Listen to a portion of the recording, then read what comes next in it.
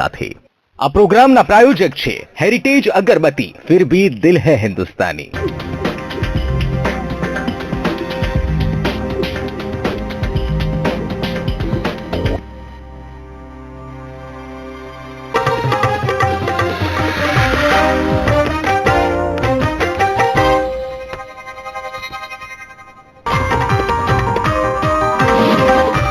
કાળા નાણાં પર સર્જિકલ સ્ટ્રાઇક હજુ બાકી, દિવ્યાંગોની કીટ વિતરણ કાર્યક્રમમાં બોલ્યા પીએમ મોદી। પ્રધાનમંત્રી નરેન્દ્ર મોદી આંતરરાષ્ટ્રીય એરપોર્ટનું કર્યું લોકાર્પણ, તો વડોદરામાં પ્રથમ રેલવે યુનિવર્સિટી સ્થાપવાનું કર્યું એલાન। જૂનાગઢમાં વંથલી પાસે મદ્રેસા ફરી વિવાદમાં 4 સંચાલકો વિરુદ્ધ નોંધાઈ બળાત્કારની ફરિયાદ। રાજકોટમાં પતિએ કરી પત્નીની હત્યા, હત્યા બાદ જાતે જ પોલીસ સમક્ષ હાજર થયો પતિ। જામનગર જિલ્લા પોલીસ દ્વારા હથિયારોની હરાજી, બિનજરૂરી હથિયારોનો કરાશે નિકાલ। અને જૂનાગઢમાં સામે આવી 108 ઉદાસીનતાનો કિસ્સો, સારવાર માટે કણસતો રહ્યો દર્દી અને મુકબધિર બન્યા 108ના કર્મચારીઓ।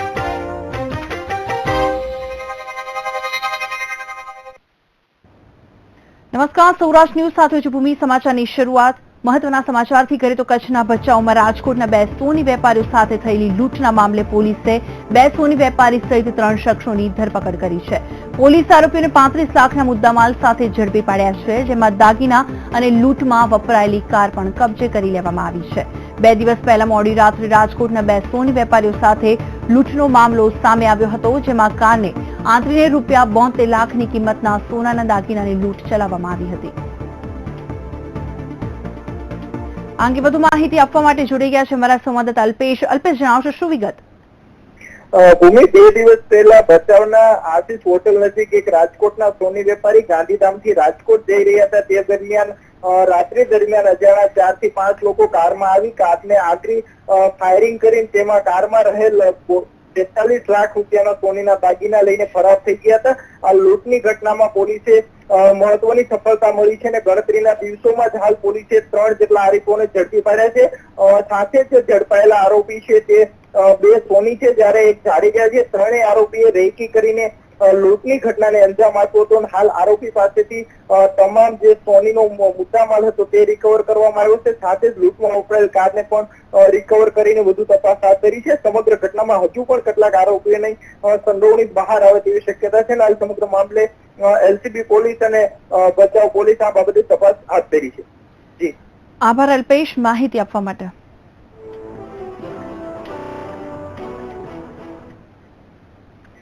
તોમરેલીના બારમણ ગામ પાસે 14 વર્ષીય કિશોર પર સિંહે એકાએક હુમલો કરતા કિશોર ગંભીર રીતે ઘાયલ થવા પામ્યો છે। ઘાયલ કિશોરને પ્રાથમિક સારવાર અર્થે નજીકની હોસ્પિટલ ખાતે ખસેડવામાં આવ્યો છે।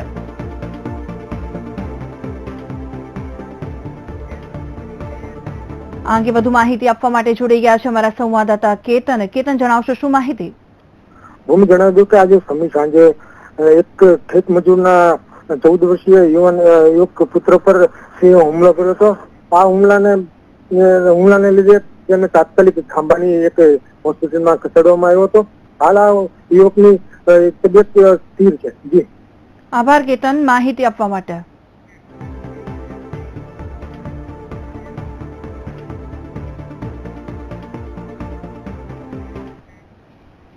તો આગળ વાત કરીએ, પ્રધાનમંત્રી નરેન્દ્ર મોદી પધાર્યા વડોદરામાં।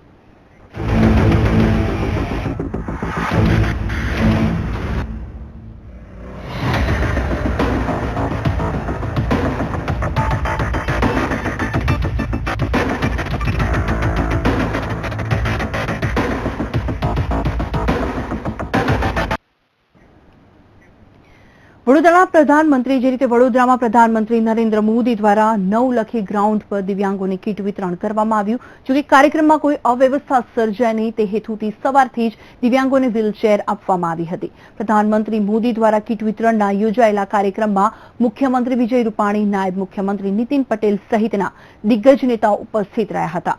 કેન્દ્રીય સામાજિક અને ન્યાય મંત્રી થાવરચંદ ગેહલોત પણ કાર્યક્રમમાં હાજર રહ્યા હતા. પ્રધાનમંત્રી મોદીનું નવલખી ગ્રાઉન્ડ પર સ્થાનિક નેતાઓ દ્વારા ગુલદસ્તો આપીને સ્વાગત કરવામાં આવ્યું હતું. દિવ્યાંગોની કીટ વિતરણ કરતા સમયે પ્રધાનમંત્રી મોદીનો બાળપ્રેમ સ્પષ્ટ દેખાતો હતો.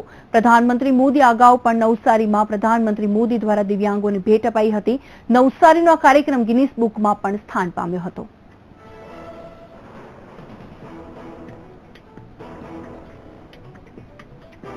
જન માટે સમાજ આમ જોતો થાય ને, કોઈ દિવ્યાંગજન જતો હોય ને અઠ્ઠા કઠ્ઠા 5 જુવાને જરા બાજુમાં ઉભા રહી જાય, એને રસ્તો કરે ત્યારે એ સન્માનનો ભાવ અનુભવતો હોય છે કે આ દેશ, આ સમાજ, આ મારા આસપાસના લોકો મારે માટે આટલા બધા જાગૃત છે.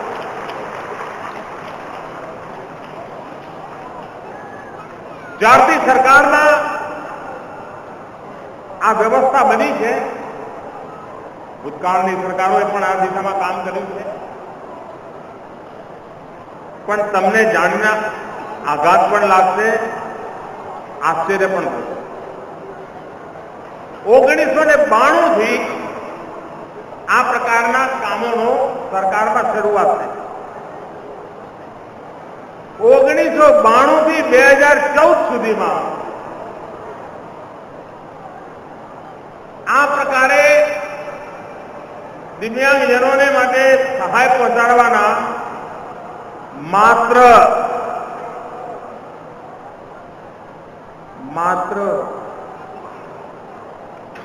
56 કાર્યક્રમો થયા. યોજનાઓ પહેલા પણ આવી હતી. આ સરકારની વિશ્વસનીયતાને કારણે 65,000 કરોડ રૂપિયાનું કાળું નાણું ટેક્સ ચૂકવીને મુખ્ય ધારામાં આવ્યું. 65,000 કરોડ.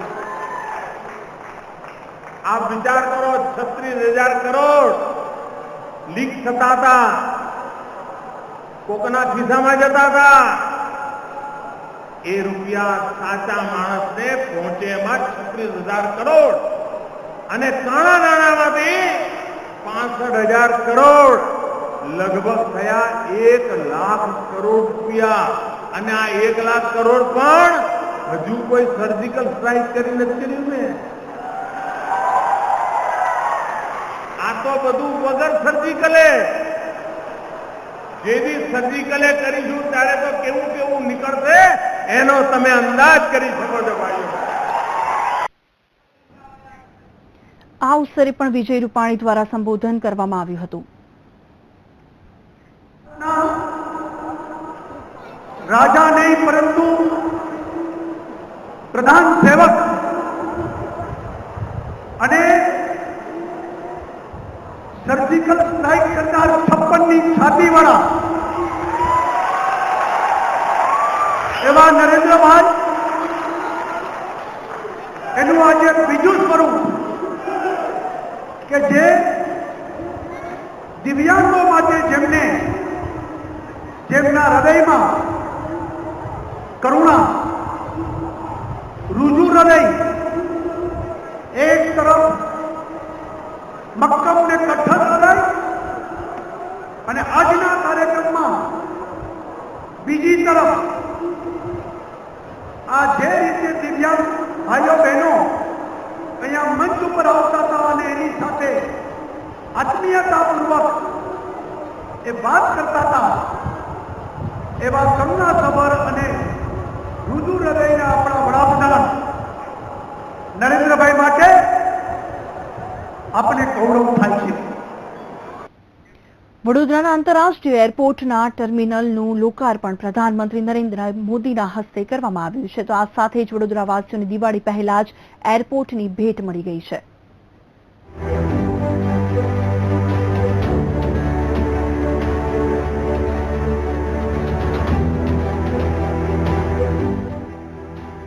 વડોદરાના નવનિર્મિત ઇન્ટરનેશનલ એરપોર્ટનું લોકાર્પણ કરવા માટે આવેલા પ્રધાનમંત્રી નરેન્દ્ર મોદીનું રાજ્યના મુખ્યમંત્રી, રાજ્યપાલ સહિત ભાજપના દિગ્ગજ નેતાઓએ ભવ્ય સ્વાગત કર્યું હતું. જ્યાં પીએમ મોદીએ નવનિર્મિત એરપોર્ટનું લોકાર્પણ કરી વડોદરાવાસીઓને દિવાળીની ભેટ આપી હતી.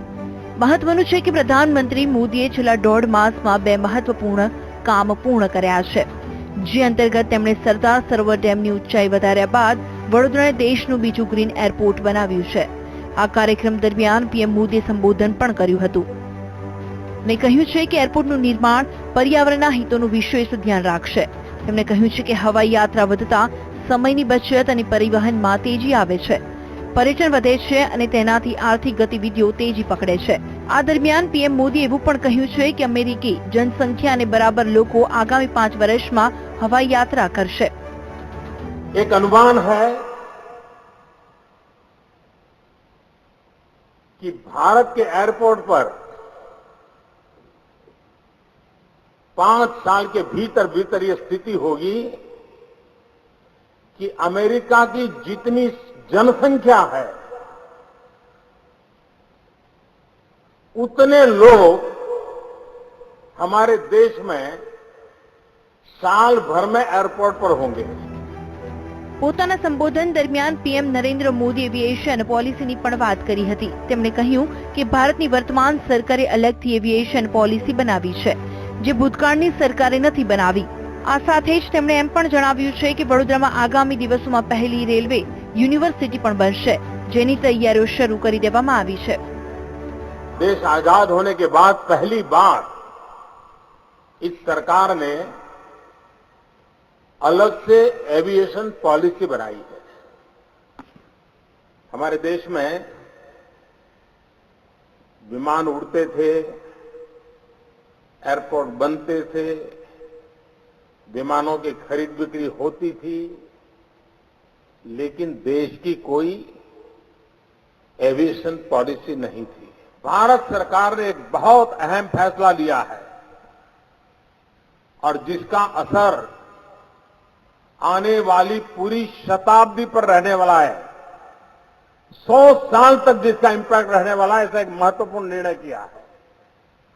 वो निर्णय है वडोदरा में देश की पहली रेलवे यूनिवर्सिटी बनेगी.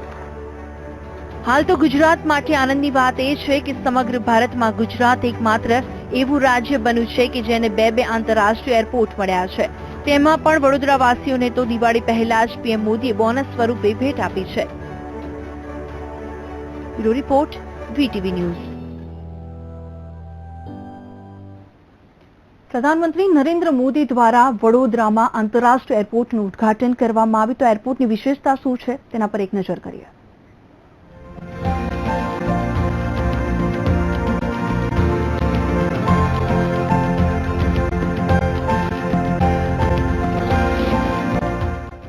આ એરપોર્ટમાં interior, VIP lounge, CIP lounge, restaurant અને બેઠક વ્યવસ્થા લક્ઝુરિયસ છે. એરપોર્ટમાં પ્રવેશ કરતા જ વિદેશના કોઈ એરપોર્ટમાં પહોંચી ગયાની અનુભૂતિ થશે. વડોદરા એરપોર્ટ અમદાવાદ બાદ રાજ્યનું સૌથી મોટું એરપોર્ટ બન્યું છે. એરપોર્ટ 17,500 સ્ક્વેર મીટર જમીનમાં તૈયાર થયું છે. વર્તમાન ડોમેસ્ટિક એરપોર્ટ 7,500 સ્ક્વેર મીટર એરિયામાં છે. ટર્મિનલ માટે 4,519 સ્ક્વેર મીટર જમીનનો ઉપયોગ થયો છે. એરપોર્ટમાં વૈભવી restaurant, airlines lounge, child care room, પ્રાથમિક સારવાર કેન્દ્ર, રેડ ચેનલ, 500 સ્ક્વેર મીટરમાં ગાર્ડન ખાસ આકર્ષણનું કેન્દ્ર બન્યો છે. આ ઉપરાંત ટર્મિનલમાં 4 એસ્કેલેટર, 5 લિફ્ટ, એરોબ્રિજ સાથે 1,642 મીટરનું સિંગલ સીટ ફેબ્રિકેટેડ ભારતનું સૌથી લાંબુ સ્ટીલનું સીટ લગાવાયું છે, જ્યાં મુસાફરોની બેસવાની વ્યવસ્થા રહેશે. 13 એરક્રાફ્ટના પાર્કિંગની સુવિધા. વડોદરા એરપોર્ટ પર 13 એરક્રાફ્ટના પાર્કિંગની સુવિધા ઊભી કરાઈ છે. અહીં બોઈંગ 737 જેવા એરક્રાફ્ટ પણ ઉતરી શકે તેવી ખાસ વ્યવસ્થા કરવામાં આવી છે. રોજના કેટલા મુસાફરોને મળશે લાભ? લોકાર્પણના 1 મહિના બાદ નવા ટર્મિનલથી આંતરરાષ્ટ્રીય એરક્રાફ્ટની અવરજવર શરૂ થશે. આ નવા એરપોર્ટ ટર્મિનલથી રોજના 500 ડોમેસ્ટિક મુસાફર અને 200 આંતરરાષ્ટ્રીય મુસાફરો ઉડાન ભરશે. Bureau report, VTV news.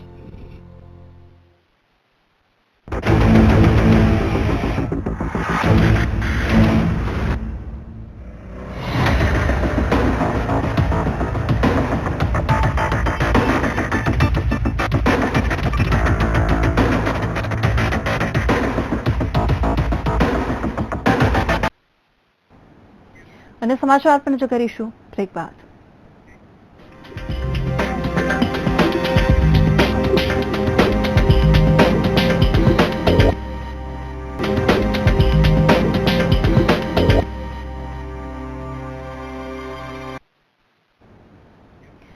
બાદ આગળ વાત કરીએ કોંગ્રેસમાં દાવેદારી નોંધાવવાની મુદત પૂર્ણ થઈ છે અને ચૂંટણી પહેલા જ તમામ મોટા નેતાઓએ ચૂંટણી લડવાની તૈયારી લીધી છે. 182 બેઠક માટે કોંગ્રેસના 1500 નેતાઓની દાવેદારી છે. વિધાનસભા 2017ની ચૂંટણી નજીક આવી રહી છે અને કોંગ્રેસના નેતાઓની ચૂંટણી લડવાની લાલસા અત્યારથી જ સામે આવી રહી છે. ગુજરાત વિધાનસભાની કુલ 182 બેઠક છે અને તેના માટે ગુજરાતમાંથી કોંગ્રેસના 1500 કાર્યકરો અને નેતાઓએ દાવેદારી નોંધાવી છે. કોંગ્રેસના તમામ નેતાઓ ચૂંટણી લડવાની તૈયારીઓ દર્શાવી ચૂક્યા છે. શંકરસિંહ વાઘેલાએ તેમની હાલની કપડવંજ બેઠક પર દાવેદારી નોંધાવી છે. અર્જુન મોઢવાડિયા પણ તેમની જૂની બેઠક છોડવા માંગતા નથી.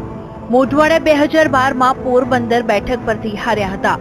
અગાઉ ભાવનગરથી હાર્યા બાદ પેટા ચૂંટણીથી અબડાસા બેઠક જીતેલા શક્તિસિંહ ગોહિલે પણ અબડાસા માટે જ દાવેદારી નોંધાવી છે.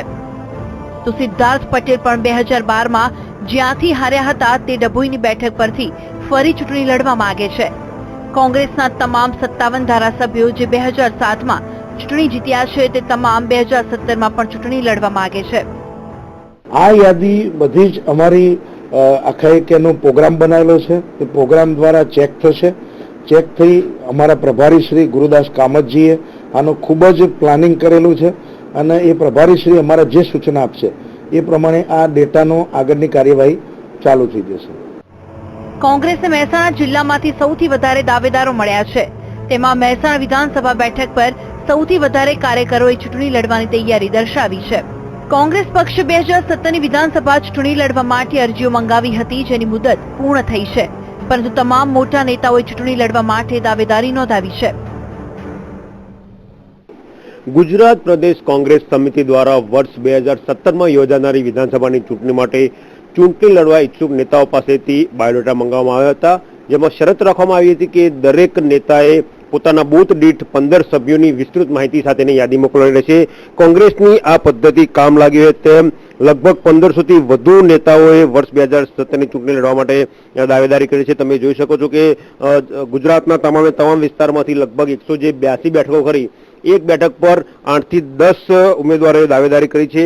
કોંગ્રેસ પાસે હાલ આ યાદી આવી છે જેમાં યુવાઓ અને મહિલાઓએ પણ પોતાની દાવેદારી દર્શાવી છે. હયાત વર્તમાન ધારાસભ્યની વાત કરીએ તો તમામ ધારાસભ્યોએ ચૂંટણી લડવાની ઈચ્છા દર્શાવી છે. હાલ આ યાદીમાંથી સ્ક્રુટિની કરવામાં આવશે અને ત્યારબાદ વર્ષ 2017માં કોને ટિકિટ આપી તે કોંગ્રેસ દ્વારા નક્કી કરવામાં આવશે. કેમેરામેન નરેન્દ્ર સોલંકી સાથે ગૌરવ પટેલ, VTV, અમદાવાદ. રાજકોટમાં ઇન્ડિયન યુથ કોંગ્રેસની આજે ત્રીજા તબક્કાની ચૂંટણી યોજાઈ હતી, જેમાં રાજકોટ શહેર પ્રમુખ, શહેર મહામંત્રી અને NSUIની મહત્વની જગ્યાઓ માટે ચૂંટણી યોજવામાં આવી હતી, જેમાં યુવાનોમાં અનેરો ઉત્સાહ જોવા મળ્યો હતો.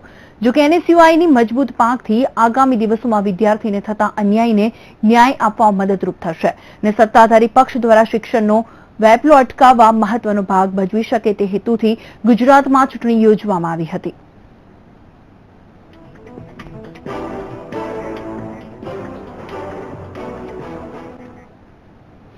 અને સમાચાર પર નજર કરીશું બ્રેક બાદ.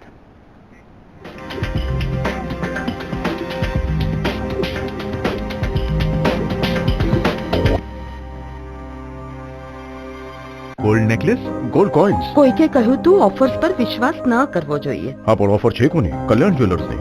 25,000 રૂપિયાની દરેક ખરીદી પર મેળવો ગોલ્ડ કોઇન. ખેડૂત ભાઈઓ, ભારતભરમાં સૌથી વધુ વેચાતું અવની સીડ લિમિટેડ અમદાવાદનું રિસર્ચ જીરું અવની 111 જ વાવો. પેટનો દુખાવાની ગોળી, ખાંસીની ગોળી. ગોળીઓ પહેલા લાઈફ બોય. ગોળીઓ લાઈફ બોય. કનેક્શન શું છે? બીમારીનું મુખ્ય કારણ છે કીટાણુ હાથથી મોઢામાં. નવો લાઈફ બોય એક્ટિવ સિલ્વર યુક્ત. આ છે 10 ઇન્ફેક્શન ફેલાવનાર કીટાણુઓ સામે અમારી સૌથી તાકાતવાળી સુરક્ષા. આજથી ગોળીઓ ઓછી, સુરક્ષા વધુ. 15 खास जड़ी बूटियों से बना पेट सफा आयुर्वेदिक चूर्ण आज ही ले आए। पेट सफा पहली रात से ही असर दिखाता है और इसकी आदत भी नहीं पड़ती। पेट सफा हर रोग दफा। वेस्टर्न बियारण, वेस्टर्न નું બિયારણ શુદ્ધતાની આપે ખાતરી જે પાકનો છે મજબૂત આધાર. રોગો સામે ટક્કર જીલે ને ઉત્પાદન આપે અપાર. જીરો વેસ્ટર્ન से 45, जीरो वेस्टर्न से 60 करे कमाल. વેસ્ટર્ન વીર છે રાયડો કરે ખેડૂતો ને માલામાલ બિયારણ. વેસ્ટર્ન બિયારણ, વેસ્ટર્ન નું બિયારણ. સમૃદ્ધિનું એક જ નામ વાવો વેસ્ટર્ન સીડ્સ તમામ. ઉચ્ચ ગુણવત્તાવાળા ઇન્ડો યુએસના સંશોધિત દાણા બિયારણો, ઇન્ડો યુએસ દિવ્યાસ્ત્ર 999, ઇન્ડો યુએસ રવિરાજ અને ઇન્ડો યુએસ 99. ખેડૂત ભાઈઓ, ભારતભરમાં સૌથી વધુ વેચાતું અવની સીડ લિમિટેડ અમદાવાદનું રિસર્ચ જીરું અવની 111 જ વાવો. અમે જાળવીને રાખી છે તમારી ખૂબસૂરતીને સૌથી પ્યોર ગ્લિસરીનથી, જે ફિલ્ટર થાય છે પૂરું 13 વાર, જેથી તમને મળે ખૂબસૂરત ત્વચા જે દેખાય યંગ. પેઝ, રહો આમ જ, રહો યંગ.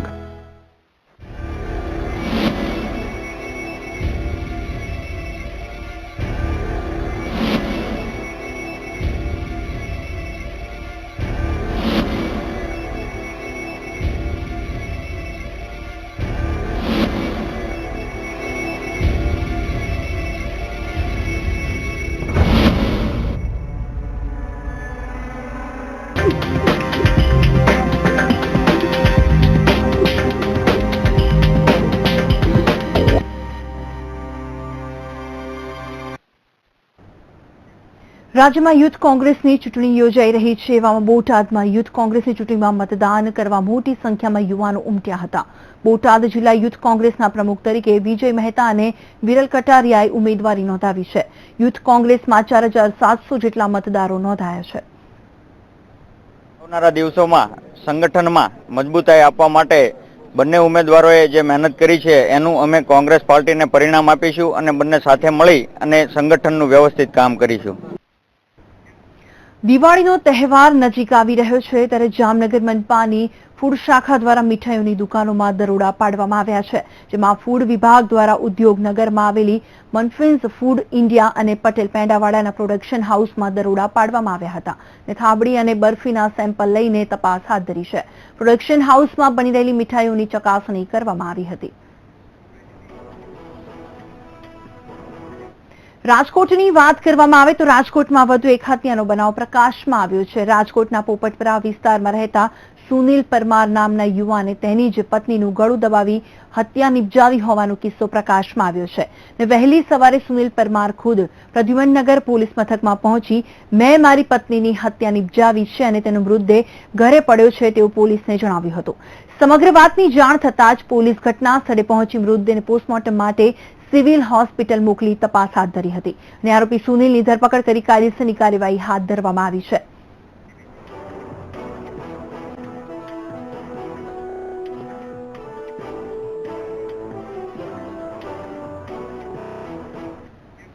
જામનગર પોલીસ દ્વારા હથિયારોની હરાજી કરવાનો મહત્વપૂર્ણ નિર્ણય ગૃહ વિભાગની મંજૂરીથી લેવામાં આવ્યો છે અને આ નિર્ણયથી સરકારને આવક પણ ઊભી થશે અને બિનજરૂરી હથિયારોનો નિકાલ થશે. છેલ્લા 20 વર્ષના સમયગાળા દરમિયાન જામનગર પોલીસ દ્વારા ગુનાઓમાં કબજે કરવામાં આવેલા હથિયારો, લાયસન્સ કેન્સલ થયેલ હથિયારો અને વિવિધ હથિયારોને જે પોલીસે હેડક્વાર્ટર્સ ખાતે રાખવામાં આવે છે તેમાંથી ચાલુ હથિયારોની આગામી દિવસોમાં હરાજી કરવામાં આવશે.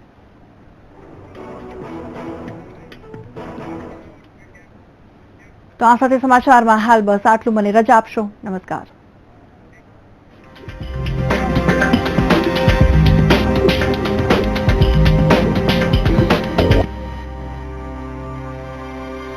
આ પ્રોગ્રામના પ્રાયોજક છે હેરિટેજ અગરબત્તી, ફિર ભી દિલ હૈ હિન્દુસ્તાની.